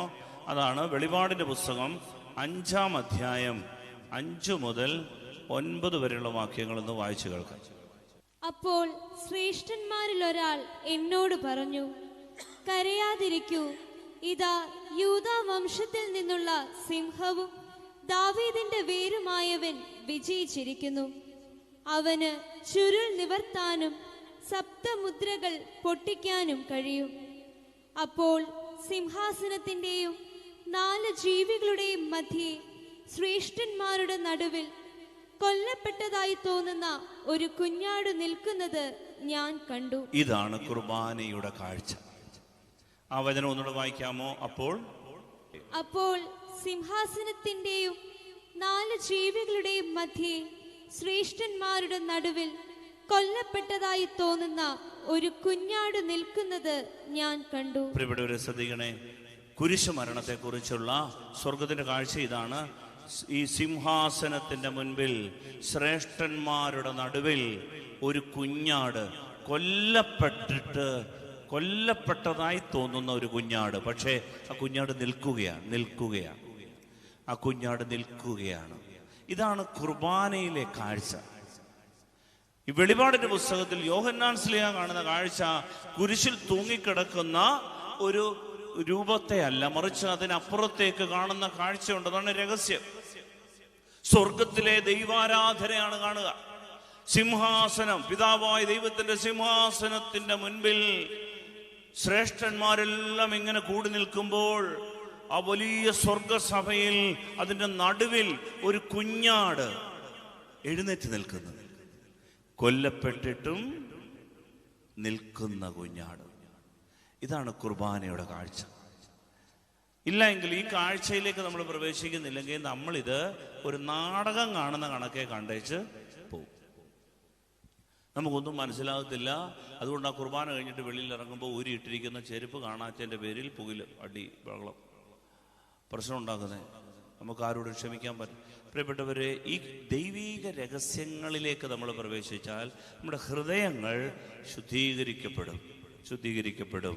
ജീവിതം കൃപകൾ കൊണ്ട് നിറയും. ഇതിനാണ് യഥാർത്ഥത്തിൽ ഈശോ ഈ ആരാധനാക്രമം ലിറ്റർജി നമുക്ക് വേണ്ടി സഭയിൽ സ്ഥാപിച്ചു തന്നത്. ഇത് മനസ്സിലാകാതെ വേറൊരു അവസരത്തിൽ ഇതിൻ്റെ ബൈബിളിൻ്റെ വേരുകളെ നമുക്ക് മനസ്സിലാകാം. ചിലരൊക്കെ കരുതുന്നത് ഇത് 4-ാം നൂറ്റാണ്ടിന് ശേഷം അല്ലെങ്കിൽ കോൺസ്റ്റന്റൈൻ ചക്രവർത്തിയൊക്കെ കണ്ടെത്തിയ സത്യങ്ങളാണ്. പിൽക്കാലത്ത് സഭയിൽ രൂപപ്പെട്ടതാണ് ഈ ആരാധനാക്രമമൊക്കെ. ഈശോ ഒന്നും നടത്തിയതല്ല എന്നൊക്കെ ചിന്തിച്ച് വലിയ തത്വശാസ്ത്രം ദൈവശാസ്ത്രമൊക്കെ പറയുന്ന ആൾക്കാരുണ്ട്. അതല്ല, ഇതിനെല്ലാം ബൈബിളിന്റെ അടിത്തറയുണ്ട്. യേശുക്രിസ്തുവിന്റെ ജീവിതത്തിൽ സ്ഥാപിച്ചതാണ് ഈ ആരാധനാക്രമമെല്ലാം എന്ന് ബൈബിളിലൂടെ നമുക്ക് തെളിയിക്കാൻ പറ്റും, മനസ്സിലാക്കാൻ പറ്റും. അപ്പം അതുകൊണ്ട് ഈ ആരാധനാക്രമം കത്തോലിക്ക സഭയുടെ വിഗ്രഹാരാധനയാണ് എന്ന് ചിന്തിക്കുന്നവരുടെ ഇടയിൽ ഈ ആരാധനാക്രമ മത്സരത്തിൽ നമുക്ക് ശക്തമായ പരിശുദ്ധാത്മാവിൻ്റെ ഒരു കൃപ ലഭിക്കാൻ വേണ്ടി പ്രിയപ്പെട്ടവർ നമുക്ക് ശ്രദ്ധയോടെ ഇരുന്ന് ഈ വചനങ്ങളൊക്കെ നമ്മൾ മനസ്സിലാക്കണം. ഏറ്റുപറയാം. പിതാവായ ദൈവമേ, അബ്ബാ പിതാവേ, അങ്ങേ തിരുക്കുമാരന്റെ തിരുച്ചോരയാൽ എന്നെ കഴുകണമേ. അവിടുത്തെ പരിശുദ്ധാത്മാവിനാൽ എന്നെ നിറയ്ക്കുകയും ചെയ്യണമേ. Hallelujah, hallelujah. സ്നേഹമുള്ളവരെ, വിവാഹം എന്ന കൂദാശ കല്യാണം നടക്കുമ്പോൾ നമുക്ക് എല്ലാം ഭംഗിയായിട്ട് ഫോട്ടോഗ്രാഫർ വന്നു, പൂക്കൾ കൊണ്ടുവന്നു, നല്ല ഡ്രസ്സ്, ബാൻഡ് മേളത്തോടുകൂടി വലിയ വണ്ടിയിൽ വാടകയ്ക്കെടുത്ത് നമ്മൾ വന്ന് ഇങ്ങനെ ആഘോഷമായിട്ട് ആളുകളുടെ മധ്യത്തിലൂടെ നടന്ന ദേവാലയത്തിൽ കല്യാണമൊക്കെ കഴിഞ്ഞു. ആളുകൾ വന്നു, ഹാരമണിയിച്ചു, അവർ സമ്മാനങ്ങൾ കൊടുത്തു, പരസ്പരം ഭയങ്കര ആഘോഷമായിരുന്നു. പക്ഷേ ഈ കൂദാശ എന്ന രഹസ്യത്തിലേക്ക്, എന്താണ് കൂദാശ? അദൃശ്യമായ ചില രഹസ്യങ്ങളുണ്ട്. ഇതിനെ ദൃശ്യവൽക്കരിക്കുന്ന അടയാളങ്ങളാണ് കൂദാശ. അദൃശ്യമായ ദൈവത്തിന്റെ ജീവനെ, കൃപാവരത്തെ ദൃശ്യവൽക്കരിക്കുന്ന അടയാളങ്ങളാണ് കൂദാശ, വിശുദ്ധീകരിക്കുന്ന കർമ്മം. അപ്പൊ ഇതിലേക്ക് പ്രവേശിക്കാതെ ഈ പയ്യനും ഈ പെങ്കൊച്ചും കല്യാണം നടത്തിയിട്ട് പോയി ഒരിക്കൽ പോലും ഈ രഹസ്യം മനസ്സിലാകുന്നില്ലെങ്കിൽ എന്താണ് രഹസ്യം? പൗലോസ് ശ്ലീഹ പറഞ്ഞിട്ടുണ്ട് ഗലാത്യർക്ക് എഴുതിയ ലേഖനം 5-ാം അധ്യായത്തിൽ, ഈ വിവാഹം എന്നത് ഒരു രഹസ്യമാണ്. എന്താ രഹസ്യം? ക്രിസ്തുവാകുന്ന മണവാളനും സഭയാകുന്ന മണവാട്ടിയും തമ്മിലുള്ള പ്രേമബന്ധമാണിത് എന്ന് പറഞ്ഞാൽ, ക്രിസ്തുവിനൊരിക്കലും മണവാട്ടിയെ തള്ളിക്കളയാൻ പറ്റില്ല. ക്രിസ്തുവിനൊരിക്കലും തന്റെ സഭയെ അവൻ ജീവൻ കളഞ്ഞും പ്രാണം കളഞ്ഞും സ്നേഹിക്കും. അതുകൊണ്ടാണ് കത്തോലിക്ക സഭ ഡിവോഴ്സ് അനുവദിക്കാത്തത്. വിവാഹമോചനം അനുവദിക്കാത്തതിന്റെ കാര്യം അതാണ്. കാരണം ഈ ബന്ധം ആഴമുള്ള ഒരു ബന്ധമാണ്. അതുകൊണ്ടാണ് കത്തോലിക്ക സഭയിൽ ആണും തമ്മിൽ കല്യാണം ഇല്ല. കാരണം ഇത് ക്രിസ്തുവും തമ്മിലുള്ള കല്യാണമല്ല, ഇത് ക്രിസ്തുവും മണവാട്ടിയായ സഭയും തമ്മിലുള്ള ബന്ധമാണ്. അതുകൊണ്ടാണ് ഈ പുരുഷ വിവാഹങ്ങളോ സ്വർഗ വിവാഹങ്ങളോ നമ്മൾ അനുവദിക്കാത്തത്. ഇത് രഹസ്യമാണ്. ഈ രഹസ്യത്തിലേക്ക് പ്രവേശിച്ചില്ലെങ്കിൽ നമുക്കൊരിക്കലും കർത്താവിൻ്റെ ഈ വിശുദ്ധമായ കൂദാശകളുടെ കൃപകൾ ലഭ്യമാവില്ല. സ്നേഹമുള്ളവരെ, നമ്മൾ ഈ രഹസ്യത്തിലേക്ക് പ്രവേശിക്കും. ഇതാണ് ബോധപൂർവമായ പാർട്ടിസിപ്പേഷൻ. ഇനി നമ്മൾ കാറ്റഗിസം ഓഫ് കാത്തലിക് ചർച്ചിലെ എത്രാമത്തെ ഖണ്ഡികയായിരുന്നു? 1071-ാമത്തെ ഖണ്ഡികയിലെ അവസാനത്തെ സെന്റൻസോടെ വായിക്കും. എല്ലാവരുടെയും ബോധപൂർവകവും പ്രവർത്തനനിരതവും ഫലപ്രദവുമായ ഭാഗഭാഗിത്വം ആവശ്യപ്പെടുകയും ചെയ്യുന്നു. ബോധപൂർവം. രണ്ടാമത്തത് പ്രവർത്തനനിരതം. ശ്രദ്ധിക്കണം, ആക്റ്റീവ് എന്ന് പറഞ്ഞാൽ നമ്മൾ ഈ ആരാധനാക്രമത്തിൽ പങ്കെടുക്കുമ്പോൾ നമ്മൾ പ്രവർത്തന നിരതരായി നമ്മൾ ആക്റ്റീവായിട്ട് ഇതിനകത്ത് പാർട്ടിസിപ്പേറ്റ് ചെയ്യണം. എങ്കിൽ മാത്രമേ ഇത് ഫലപ്രദമാവുകയുള്ളൂ. ഒന്ന്, ബോധപൂർവം എന്ന് പറഞ്ഞാൽ ഈ രഹസ്യങ്ങളിലേക്ക് നമ്മൾ പ്രവേശിക്കാനുള്ള അറിവ് നേടണം, ശ്രദ്ധ നേടണം, അടുത്ത് വന്ന് ശ്രദ്ധിക്കണം. രണ്ട്, നമ്മൾ പ്രവർത്തന നിരതം എന്ന് പറഞ്ഞാൽ ആക്റ്റീവ് ആയിരിക്കണം. എന്ന് പറയാൻ കാര്യം എന്താണെന്നറിയാമോ? ഈ ആരാധനാക്രമത്തിൽ ശ്രദ്ധിക്കണേ, ആരാധനയ്ക്ക് ഒരു സ്വരമുണ്ട്, ആരാധനയ്ക്ക് ഒരു നിറമുണ്ട്. ആരാധനാക്രമത്തിൽ നമ്മൾ ശ്രദ്ധിക്കണേ, നമ്മൾ സാധാരണ നടത്തുന്ന പ്രാർത്ഥനകൾ പോലെയല്ല. നിങ്ങൾ ശ്രദ്ധിച്ചിട്ടുണ്ടോ എന്ന് അറിഞ്ഞുകൂടാ. ഈ ആരാധനാക്രമം നടത്തുമ്പോൾ അതിനൊരു പ്രത്യേക സ്വരമുണ്ട്. എന്ന് പറഞ്ഞാൽ ഈ 2000 വർഷങ്ങൾ കൊണ്ട് നാം നടത്തുന്ന ഈ ശുശ്രൂഷകൾ, കൂദാശകൾ, ഈ ആരാധനാക്രമത്തിൻ്റെ ഓരോ പ്രാർത്ഥനകൾക്കും ഒരു പ്രത്യേക ചാൻറ്റ്, ഒരു പ്രത്യേക രീതി, ഒരു സ്വരം. അത് ഒരാഴ്ച കൊണ്ട് തുടങ്ങി അടുത്ത ആഴ്ച തീരുന്ന പാട്ടുകൾ ചേർത്തുള്ള ആരാധനാക്രമമല്ല. നമ്മളങ്ങനെ ഈ ആരാധനാക്രമത്തിൽ ഈ പെട്ടെന്ന് തീരുന്ന പാട്ടുകളൊക്കെ ഇപ്പം അങ്ങോട്ട് കയറി കൂണ് പോലെ മുളച്ച് കയറിയിട്ട് പിന്നെ തീരുന്ന പാട്ടുകളൊക്കെ ഉണ്ടല്ലോ. അതൊന്നും ഇതിൻ്റെ ഇടയ്ക്ക് തിരികെ കയറ്റരുത് എന്ന് സഭ പഠിപ്പിക്കുന്നതിൻ്റെ കാര്യം എന്താണെന്ന് അറിയാമോ? ഇതിനൊരു പ്രത്യേക സ്വരമുണ്ട്. ഈ സ്വരത്തിന് നമ്മൾ മായം ചേർക്കരുത്. കാരണം എന്താണെന്നറിയാമോ? ഈ സ്വരം ഉണ്ട്. നിങ്ങൾ യൂറോപ്പിലൊക്കെ ഒന്ന് പോയാൽ അവിടെ ഒരിക്കൽ പോലും പോപ്പ് റാപ്പ് സംഗീതങ്ങളുടെയോ അല്ലെങ്കിൽ ഈ ഡ്രം സെറ്റുകളുടെയോ വലിയ റിതം പാടുകളുടെയോ വലിയ ബേസ് ഗിറ്റാറുകളുടെയോ ഒന്നും സ്വരം ഈ പള്ളിയിൽ കാണില്ല. പള്ളിയിൽ ഒരു പ്രത്യേക പൈപ്പ് ഓർഗൻ്റെ ഒരു പ്രത്യേക ചാൻറ്റ്, പ്രത്യേകമായ ഒരു രീതിയാണ്. അതെന്താണെന്നറിയാമോ? നമ്മുടെ മനസ്സുകളെ അതീവമായ ഈ രഹസ്യങ്ങളിലേക്ക് ഉയർത്താൻ, ട്രാൻസെൻഡ് ചെയ്യാൻ, ഉയർത്താൻ കാരണമാകുന്ന സ്വരമാണ്. ഈ സ്വരത്തോട് ചേർന്ന് നിൽക്കുക എന്നുള്ളതാണ് നമ്മുടെ ആരാധനാക്രമം. അതുകൊണ്ടാണ് ഇതിനകത്ത് ആ അഡീഷൻസ് ഒന്നും പാടില്ല എന്ന് പറയാം. ഒരു കഷണം പോലും നമ്മുടെ കയ്യിൽ നിട്ടൊന്നും പാടാതെ നമ്മൾ ഈ ആരാധനാക്രമം അതിൻ്റെതായ 2000 വർഷങ്ങൾ കൊണ്ട് ആ രീതിയിൽ നമ്മൾ ഇങ്ങനെ മുന്നോട്ട് കൊണ്ടുപോകുന്നത്, എവിടെയെങ്കിലും ഒരു പാളിച്ച വന്നു കഴിഞ്ഞാൽ ഉടനെ നമ്മൾ അതിനകത്ത് ഒരു നിഷ്കർഷ വെക്കുന്നത് പാടില്ല, ഇങ്ങനെ വേണത് എന്ന് പറയാൻ കാര്യം എന്തെന്നറിയാവോ? പ്രിയപ്പെട്ടവരെ, ഈ സ്വരത്തിൽ നമ്മൾ മറ്റ് സ്വരങ്ങൾ ചേർക്കാൻ പാടില്ല. ഇത് നമ്മളെ അതീന്ദ്രിയമായ ഒരു തലത്തിലേക്ക് ഉയർത്തുന്ന ഒരു സ്വരമാണ്. ഒരു ഗ്രേസിലേക്ക്, ഒരു കൃപയിലേക്ക്, നമ്മുടെ ഒരു രഹസ്യങ്ങളിലേക്ക് നമ്മുടെ മനസ്സുകളെ ഉയർത്താൻ കൊള്ളാവുന്ന സ്വരമാണിത്. ആരാധനാക്രമത്തിന് ഒരു നിറമുണ്ട്, ഒരു നിറമുണ്ട് എന്ന് പറഞ്ഞാൽ നിങ്ങൾക്കറിയാം, ഇവിടെ ഞാൻ വിശുദ്ധ കുർബാന അർപ്പിക്കാൻ വേണ്ടി വരുമ്പോൾ ഒരു കാപ്പ, ഇതിൻ്റെ ബാലൻസ് കാര്യങ്ങൾ ഹൈബിനിയോടൊപ്പം ഇട്ടിരിക്കുന്ന കാപ്പ, ഇതിനൊരു നിറമുണ്ട്. ഇവിടെ നമ്മൾ ഇട്ടിരിക്കുന്ന ശുശ്രൂഷകരൊക്കെ ഇത് കണ്ടില്ലേ, അവര് വെള്ളക്കുപ്പായം ഇട്ടുകൊണ്ടാണ് വന്നിരിക്കുന്നത്. അവരായാലും കറുത്ത കുപ്പായം, ഓറഞ്ച് കുപ്പായം ഒന്നുമല്ല ഇട്ടുകൊണ്ട് വന്നിരിക്കുന്നത്. അവർക്ക് അതിനൊരു നിറമുണ്ട്. പ്രിയപ്പെട്ടവരെ, ഇവിടെ ഈ അൾത്താരയ്ക്ക് ഒരു നിറമുണ്ട്. ഇത് ഒരു ചെറിയൊരു ഹാള് മതി എന്ന് പറയുന്നവരുണ്ട്. ഒരു ഹാളിനകത്തും ആരാധന നടത്തും. അതിനകത്ത് ഒരു മേശ വിരിച്ച് ഒരു വെള്ളത്തുണി വിരിച്ചാൽ അവിടെ നടത്തിയാൽ നമുക്ക് ആരാധന നടത്തും. അങ്ങനെയല്ല ബൈബിൾ പറയുന്നത്. കർത്താവ് തന്റെ തിരുവത്താഴം പെസഹ അനുഷ്ഠിക്കാൻ വേണ്ടി പോയപ്പോൾ ഈശോ പറഞ്ഞു, എതിരെ വരുന്ന ഗ്രാമത്തിലേക്ക് പോകുവിൻ, അവിടെ ഒരു കുടം വെള്ളം ചുമന്നുകൊണ്ട് ഒരുവൻ നിങ്ങൾക്കെതിരെ വരും, അവനെ നിങ്ങൾ അനുഗമിക്കുവിൻ, അവൻ നിങ്ങൾക്ക് സജ്ജീകൃതമായ ഒരു വലിയ മാളിക മുറി കാണിച്ചു തരും. എന്തോ മുറിയാണ്? സജ്ജീകൃതമായ ഒരു വലിയ മാളിക മുറി എന്ന് പറഞ്ഞാൽ അത് വെറുതെ ഒരു ഹാളല്ല.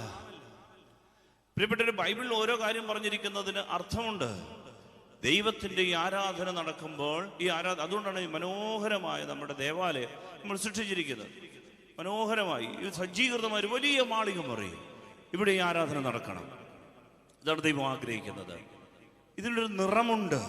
ഈ നിറത്തിൽ നമ്മൾ അത് ആഡംബരമായി മാറുക എന്നുള്ളതല്ല, മറിച്ച് അതിന് നമ്മെ ആഘോഷിക്കാൻ പര്യാപ്തമാകണം.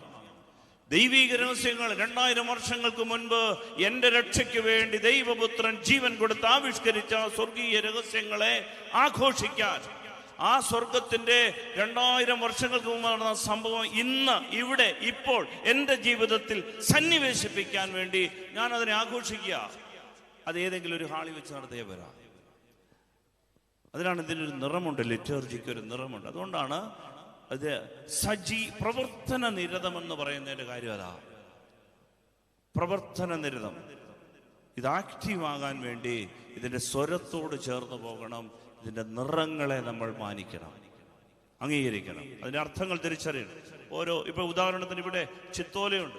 ഈ ചിത്തോലയിൽ പല നിറങ്ങളുണ്ട്. ഈ നിറങ്ങൾക്കൊക്കെ അർത്ഥമുണ്ട്. ഈ 3 കണ്ണത്തിനും 3 നീളത്തിൽ അത് മുറിച്ചു വെച്ചിരിക്കുന്നതല്ല, അത് പരിശുദ്ധ തൃത്വത്തിന്റെ സൂചനയാണ്. പിതാവും പുത്രനും പരിശുദ്ധാത്മാവും. ഇതിനകത്ത് ഓരോ ചിത്രത്തിനും അർത്ഥമുണ്ട്. ഇതിന് മുകളിൽ വിരിച്ചിരിക്കുന്ന തുണികൾക്ക് അർത്ഥമുണ്ട്. വിരിക്കൂട്ടിന്റെ ഓരോ നിറത്തിനും അർത്ഥമുണ്ട്. അത് 3 നിറങ്ങളാണ്. അത് സ്വർഗസഭയെ, സമരസഭയെ, സഹനസഭയെ സൂചിപ്പിക്കുന്നതാണ്. പ്രിയപ്പെട്ടവരെ, ഇങ്ങനെ ഈ നിറങ്ങളെ കുറിച്ച് നമുക്ക് തിരിച്ചറിവുണ്ട്. ഇതാണ് ആരാധനാക്രമത്തിന്റെ അർത്ഥം. ഹല്ലേലൂയ. ഏറ്റു പറഞ്ഞു പ്രാർത്ഥിക്കാം. അബ്ബാ പിതാവേ, അങ്ങേ തിരുക്കുമാരന്റെ തിരുച്ചോരയാ എന്നെ കഴുകണമേ. അങ്ങേ പരിശുദ്ധാത്മാവിനാൽ നിറയ്ക്കുകയും ചെയ്യണമേ. മൂന്നാമത്തെ കാര്യം അതോടെ വായിക്കാം. ഫലപ്രദമായ ഭാഗഭാഗിത്വം ആവശ്യപ്പെടുകയും ചെയ്യും. ഫലപ്രദമായ ഭാഗഭാഗിത്വം. അപ്പൊ ഒന്ന്, ബോധപൂർവം കോൺഷ്യസ് ആയിരിക്കണം, സചേതനമായിരിക്കണം. 2, പ്രവർത്തന നിരതമായിരിക്കണം, ആക്റ്റീവായിരിക്കണം. 3, ഫലപ്രദമാണ്, സഫലമായിരിക്കണം. ഫലപ്രദമായിരിക്കണം എന്ന് പറഞ്ഞാൽ ഈ ആരാധനാക്രമം ഇതുകൊണ്ട് എനിക്ക് ഗുണപരമായ മെച്ചമുണ്ടാകുന്നില്ലെങ്കിൽ എൻ്റെ പ്രിയപ്പെട്ടവരെ, ഇത് വെറുതെ ഒരു ആചാരമായി, അനുഷ്ഠാനമായി മാത്രം മാറും, ഒരു ചടങ്ങായി മാത്രം മാറും. അതല്ല ദൈവം ആഗ്രഹിക്കുന്നത്. ഇത് ഫലപ്രദമാകണം. ഇതെൻ്റെ തലമുറയെ അനുഗ്രഹിക്കണം. നമുക്കറിയാം, ഉണങ്ങിയ ഒരു ചെടി, ആ ചെടിയുടെ മണ്ടയ്ക്ക് ഉണങ്ങി വരികയാണ്. ഇത്തിരി വെള്ളം കിട്ടിയാൽ രക്ഷപ്പെട്ടിരിക്കും. നമ്മൾ അതിന് മണ്ടയ്ക്ക് ഒരു തുള്ളി വെള്ളം സ്പ്രേ. പ്രിയപ്പെട്ടവരെ, 4 ആഴ്ച കഴിഞ്ഞിട്ട് ചെന്ന് നോക്കുമ്പോൾ അത് ഉണങ്ങി കരിഞ്ഞിരിക്കും. അത് പോരാ, അതിന്റെ വേരുകളിലേക്ക് വെള്ളം ഇറങ്ങണം, ആഴത്തിലിറങ്ങണം.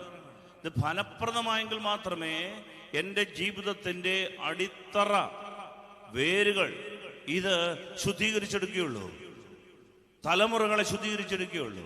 അതുകൊണ്ട് ഇത് ഫലപ്രദമാകണമെന്ന് പറയാൻ കാര്യം ശ്രദ്ധിക്കണേ.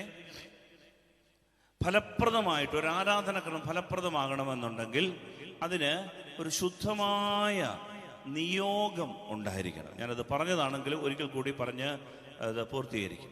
അതായത് ശ്രദ്ധിക്കണം, ദൈവത്തിന് ഏറ്റവും പ്രധാനപ്പെട്ട ആരാധന എന്ന് പറയുന്നത് ബലിയാണ്.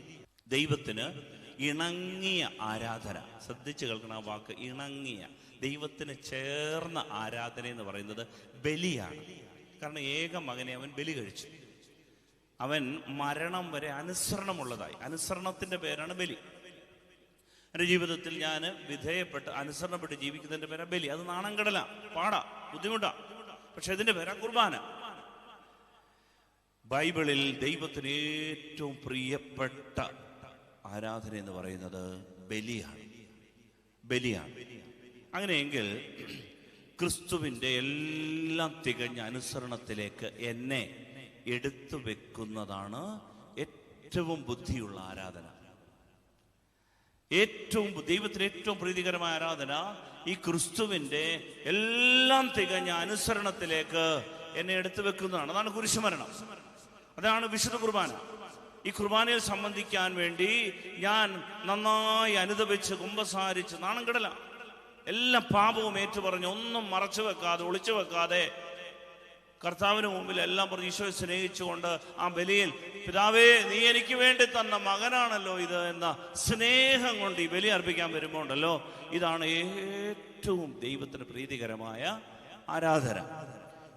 ഈ ആരാധനയുടെ ഒറ്റ നിയോഗമേ ഉള്ളൂ. കുർബാനയ്ക്ക് നമ്മൾ ഒത്തിരി നിയോഗം എഴുതി കൊടുക്കാറുണ്ട് അല്ലേ? കൊച്ചയർലൻഡിൽ പോകുന്ന കാര്യമുണ്ട്, തലമുടി പൊഴിയുന്നതിൻ്റെ വിഷയമുണ്ട്, കരപ്പം മാറുന്ന വിഷയമുണ്ട്, വണ്ടി പുതിയൊരെണ്ണം എടുക്കാൻ പോകുന്നു, അതൊരു നിയോഗം. എല്ലാം നിയോഗങ്ങളാണ്. എല്ലാം നമ്മൾ മരിച്ചവർക്ക് വേണ്ടി നമ്മൾ എഴുതിത്തരും, എല്ലാം നമ്മൾ നടത്തും. എൻ്റെ പ്രിയപ്പെട്ടവരെ ശ്രദ്ധിക്കണേ, ബൈബിളിൽ ആരാധനാക്രമം സഫലമാകാൻ വേണ്ടി നാം മനസ്സിലാക്കേണ്ടത് ഈ ആരാധനയ്ക്ക് ഒരൊറ്റ നിയോഗമേ ഉള്ളൂ. പരിപൂർണവും ശക്തവും സുനിശ്ചിതവുമായ ഒറ്റ നിയോഗമേ ഉള്ളൂ.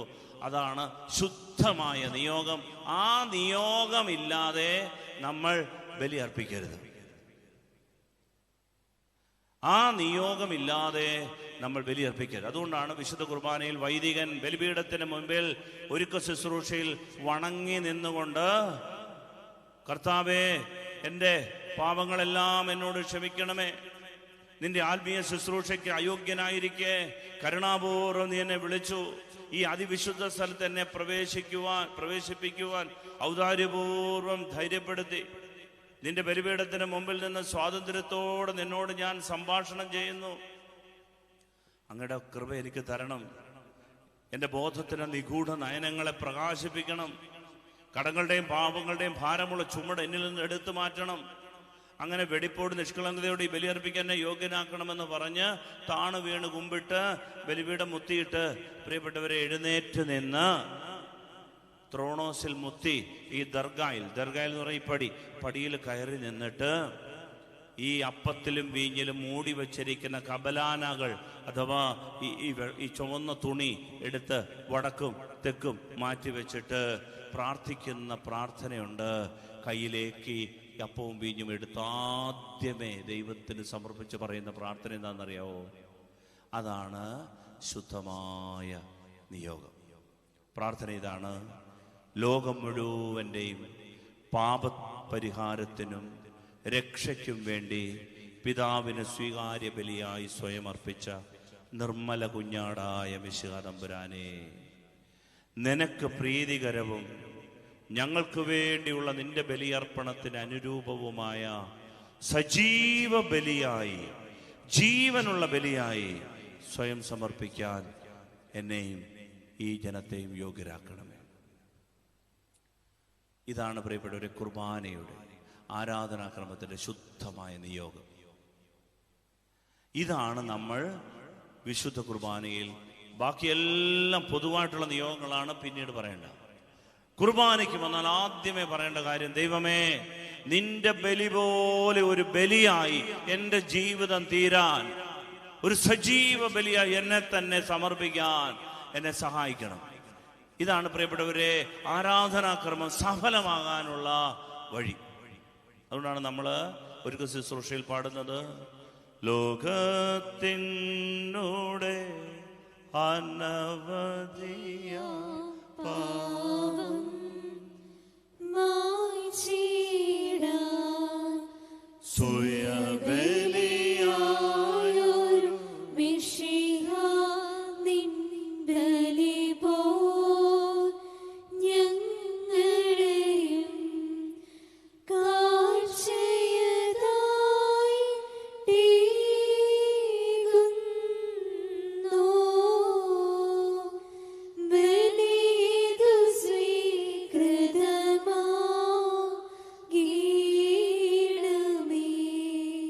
ഇതാണ് ബലി സഫലമാകാൻ ശുദ്ധമായ നിയോഗം. ഇത് ലോകത്തിൻ്റെ അനവധിയായ പാപം മായ്ക്കാൻ സ്വയബലിയായി തീർന്ന മിശിഹായെ, നിന്റെ ബലി പോൽ ഞങ്ങളുടെ ജീവിതത്തെ ബലിയാക്കി മാറ്റാൻ. പ്രിയപ്പെട്ടവരെ, നമ്മുടെ സങ്കടം മാറും, ദുരിതം മാറും, കഷ്ടപ്പാട് മാറും. അതെല്ലാം നമ്മൾ വ്യക്തിപരമായിട്ട് പ്രാർത്ഥിക്കുന്ന പ്രാർത്ഥനകളാണ്, നല്ലതാ. പക്ഷേ ഈ ഒരു നിയോഗത്തോട് വേണം കുർബാന അർപ്പിക്കാൻ. ആരാധന ക്രമത്തിന് പൊതുവായ നിയോഗം എന്ന് പറയുന്നത് അനുസരണമുള്ളവരായി മാറാൻ, വചനം അനുസരിക്കുന്നവരായി മാറാൻ, ബലി അർപ്പിക്കുന്നവരായി മാറാൻ. ജീവിതത്തെ, സഹനങ്ങളെ, നമ്മൾ ഏൽക്കുന്നതായ വെയിലുകൾ, നമ്മൾ ഏൽക്കുന്ന ഗദ്ഗതങ്ങൾ, നമ്മൾ ഏൽപ്പിക്കുന്ന സങ്കടങ്ങൾ, ആളുകൾ ഏൽപ്പിക്കുന്ന പരിക്കുകൾ, ക്ഷതങ്ങൾ, മുറിവുകൾ, ഇത് പ്രിയപ്പെട്ടവരെ ഒരു ബലിയായി തരാൻ എൻ്റെ അപ്പ സഹായിക്കണം.